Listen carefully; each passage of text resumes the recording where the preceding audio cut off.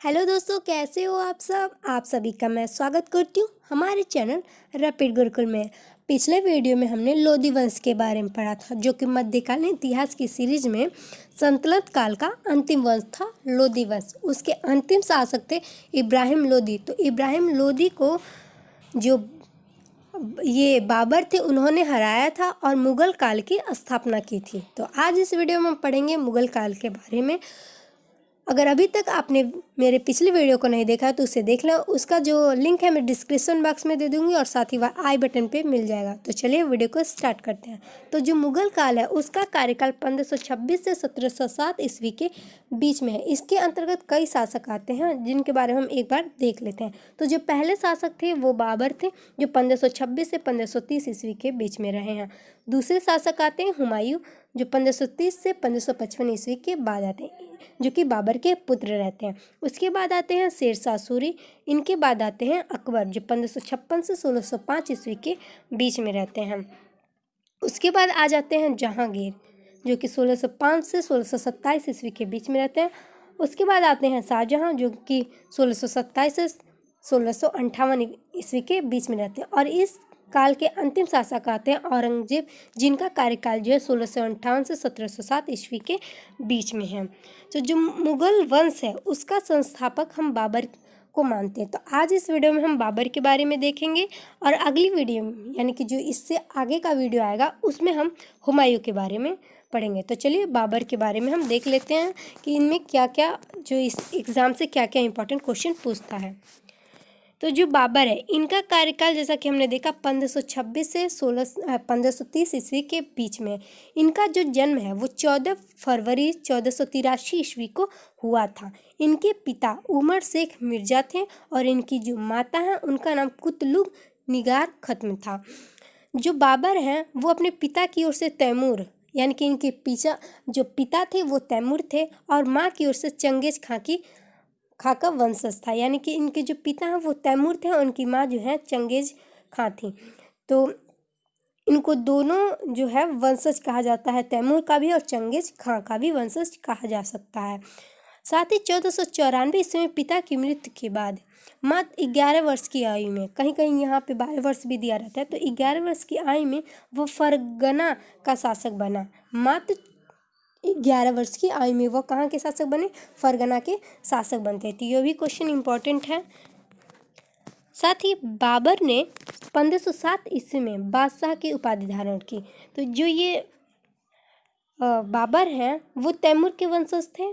तो तैमूर के वंशज में ये पहले शासक थे जिन्होंने बादशाह की उपाधि धारण की थी 1507 ईस्वी में। तो ये भी इम्पॉर्टेंट क्वेश्चन है कि तैमूर के अंतर्गत वो कौन सा पहला शासक था जिसने बादशाह की उपाधि धारण की थी? तो वो बाबर था। साथ ही बाबर के 4 पुत्र थे, हुमायूं, कामरान, अस्करी तथा हिंदाल। ये इनके 4 पुत्र थे। जो हुमायूं वो बाबर की मृत्यु के बाद इनका उत्तराधिकारी बनता है। अब हम देख लेते हैं कि बाबर ने जो शासनकाल में लड़े हुए प्रमुख युद्ध। साथ ही जो बाबर है उसने भारत पे 5 बार आक्रमण किया था। तो ये आक्रमण उतना इम्पोर्टेंट नहीं था इसलिए मैंने बताया नहीं। अगर आप चाहते हैं कि और डिटेल में वीडियो बनाए तो आप कमेंट करके बता सकते हैं, लेकिन जो इम्पॉर्टेंट है एग्ज़ाम के पॉइंट ऑफ व्यू से तो मैंने उसे बस उतना ही बनाया है। तो जो बाबर के शासनकाल है उसने जो प्रमुख लड़ाइयाँ लड़ी थी उसकी बात कर लेते हैं। तो जो पहला युद्ध हुआ था वो पानीपत का प्रथम युद्ध हुआ था, जो कि हमने पिछले वीडियो में भी देखा था। इब्राहिम लोदी किससे हुआ था? लोदी वंश के जो अंतिम शासक थे। ये 1526 ईस्वी में यह हुआ था पानीपत का प्रथम युद्ध। यह बहुत इम्पोर्टेंट है। तो यह इब्राहिम लोदी से हुआ था और इन्होंने जितना भी युद्ध किया था जो मैंने यहाँ पे लिखा है इसमें सब में बाबर जो है विजयी हुए थे। तो इस युद्ध में भी, पानीपत के प्रथम युद्ध में भी बाबर विजयी हुए थे और इसी युद्ध के बाद इन्होंने मुगल वंश का स्थापना किया था। तो इस युद्ध के बाद उनको जो उपाधि मिलती है कलंदर की उपाधि, इस युद्ध के बाद उनको मिलती है। इस युद्ध के बाद जो है इनकी उदारता को देख के इनको कलंदर की उपाधि दी गई थी। उसके बाद जो दूसरा युद्ध आता है वो होता है खानवा का युद्ध। ये 1527 ईस्वी में लड़ा गया था राणा सांगा के विरुद्ध। तो इस युद्ध में भी जो बाबर हैं वो विजयी हुए थे और इस युद्ध में इनको उपाधि मिली थी, गाजी की उपाधि मिली थी।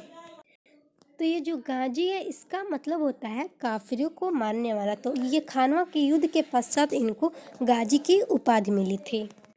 इसके बाद जो बाबर का युद्ध हुआ था वो हुआ था चंदेरी का युद्ध, जो कि 1528 ईस्वी में हुआ था। ये मेदिनी राय के विरुद्ध लड़ा गया था। तो इस युद्ध में मेदिनी राय की जो 2 पुत्रियां थीं उसको बंदी बना के बाबर ने अपने पुत्र हुमायूं और कामरान को भेंट में दे दिया था। तो यह भी युद्ध जो है इम्पॉर्टेंट है, इसे भी आप याद रख लें। और अंतिम युद्ध होता है घाघरा का युद्ध। इसके बाद बाबर ने कोई भी युद्ध नहीं किया था, यह उसका अंतिम युद्ध था। तो यह 1529 ईस्वी में हुआ था। ये अफगानों की सम्मिलित सेना के विरुद्ध हुआ था। तो ये जो 4 इम्पॉर्टेंट युद्ध हैं इसे आप जरूर याद रख लें। 1526, 1527, 1528, 1529। पानीपत का प्रथम युद्ध, खानवा का युद्ध, चंदेरी का युद्ध, घाघरा का युद्ध। साथ ही क्वेश्चन ये भी पूछता है कि प्रथम मतलब ऐसा कौन सा युद्ध था जिसमें पहली बार तोपों का उपयोग हुआ था। तो वो पानीपत का प्रथम युद्ध था जिसमें तोपों का यूज हुआ था, जो कि हमने पिछले वीडियो में देखा भी था। जो बाबर की मृत्यु है वो 26 दिसंबर 1530 ईस्वी को आगरा में हो गई थी, बाबर की मृत्यु। तो जो इसकी मृत्यु हुई थी तो इसके जो शव है, प्रारंभ में बाबर के शव को आगरा के आरामबाग में दफनाया गया था, बाद में काबुल में दफनाया गया। यह भी इम्पोर्टेंट है कि प्रारंभ में जो बाबर की जो शव है उसे कहाँ दफनाया गया, तो आरामबाग में, और बाद में काबुल में दफनाया गया था। जो काबुल है उसका प्रिय जगह था, तो यहाँ दफनाया गया था। बाबर ने अपनी आत्मकथा बाबरनामा की रचना तुर्की भाषा में की थी। तो ये भी इम्पोर्टेंट क्वेश्चन है कि बाबरनामा किसने लिखा है। तो यह बाबर ने लिखा है या बाबरनामा किसकी आत्मकथा है, तो बाबर की आत्मकथा की, इसे स्वयं बाबर ने ही लिखा था। तो इस बाबरनामा को उसने तुर्की भाषा में लिखा था, जिसका अनुवाद फारसी भाषा में अब्दुल रहीम खान खाना ने किया था। तो यह भी इम्पोर्टेंट है कि बाबरनामा को जो है फारसी भाषा में अनुवाद किसने किया, तो अब्दुल रहीम खान खाना ने किया था। बाबर को मुबैयान नामक पदशैली का भी जन्मदाता माना जाता है। तो यह भी इम्पोर्टेंट है कि बाबर को किस पदशैली का जन्मदाता माना जाता है, तो मुबैयान नामक पदशैली का जन्मदाता माना जाता है। साथ ही जैसे हमने देखा भी कि बाबर की मृत्यु का उसका उत्तराधिकारी जो बनता है वो हुमायूं बनता है, यानी कि बाबर का उत्तराधिकारी हुमायूं बनता है। तो अगली वीडियो में हम पढ़ेंगे हुमायूं के बारे में। आई होप अगर आपको ये वीडियो अच्छी लगी हो तो इस वीडियो को लाइक करें, शेयर करें, साथ ही कोई डाउट है कमेंट करके पूछ भी सकते हैं। अगर अभी तक आपने मेरे चैनल को सब्सक्राइब नहीं किया तो सब्सक्राइब करें। मिलते हैं अगली वीडियो के साथ, यानी कि हुमायूं के बारे में अगली वीडियो हम पढ़ेंगे। Thank you for watching.